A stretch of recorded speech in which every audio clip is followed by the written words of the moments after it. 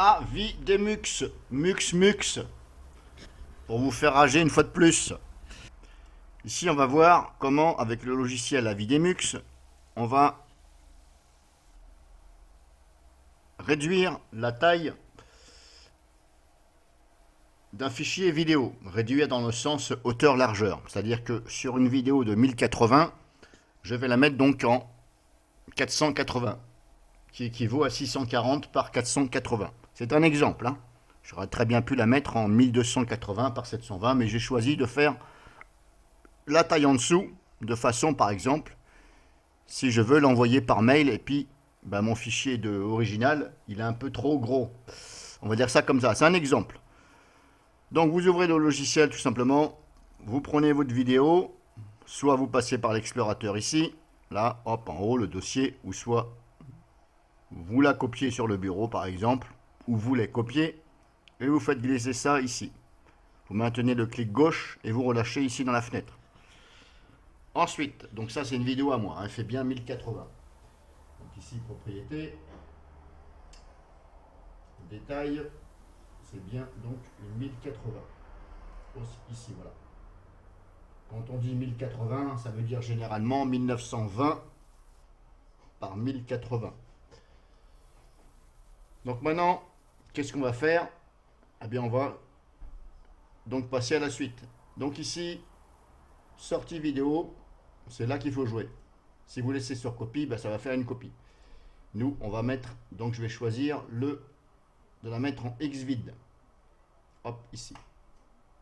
Donc vous prenez le codec ou le format que vous voulez. Moi j'ai choisi Xvid. Les filtres, c'est là qu'il faut aller après. Il faut aller dans les filtres. Configurer, vous faites ce que vous voulez. Configurer dans le sens où configurer donc le codec, etc.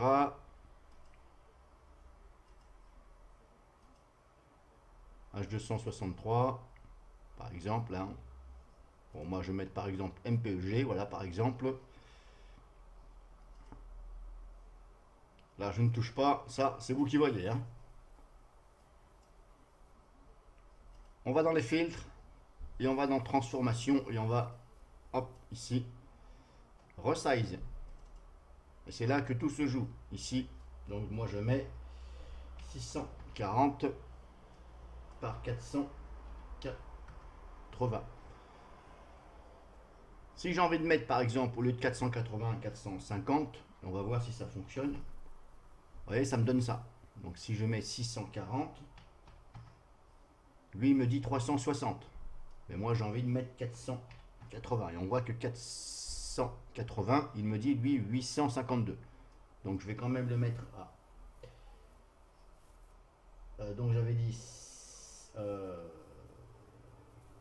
640 par 360. C'est vous qui voyez.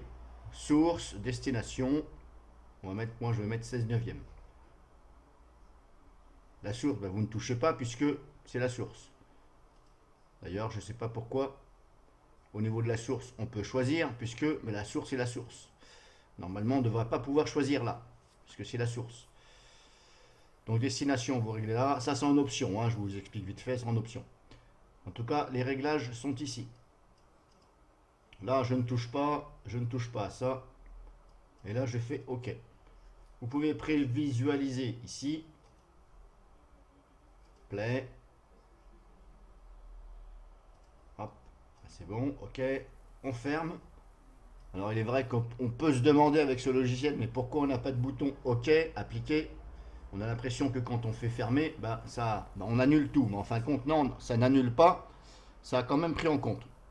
Par contre, on ne le voit pas ici. On le voit ici, mais on ne voit pas ici les choses. Bref, c'est un peu dommage. Donc maintenant, tout simplement, il suffit hop, de cliquer ici, sauver. Là, je vais mettre ça sur le bureau. Là, vous mettez, si vous avez envie de changer le titre, vous changez le titre ici. Vous laissez donc .mkv, comme c'est. Pour ma part, je ne vais rien toucher. On fait enregistrer. Et là, c'est parti. Ça fait le job.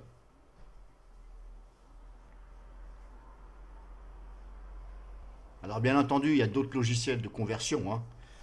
Ça, c'est sûr. Moi, je n'utilise pas Donc Avidemux pour convertir des vidéos. Voilà, moi j'utilise format Factory.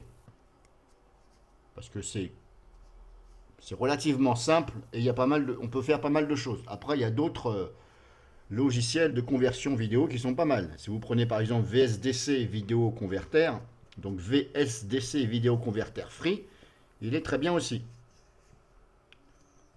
Handbrake est très bien aussi. Mais bon, dans cette démo-là, je fais voir avec Avidemux.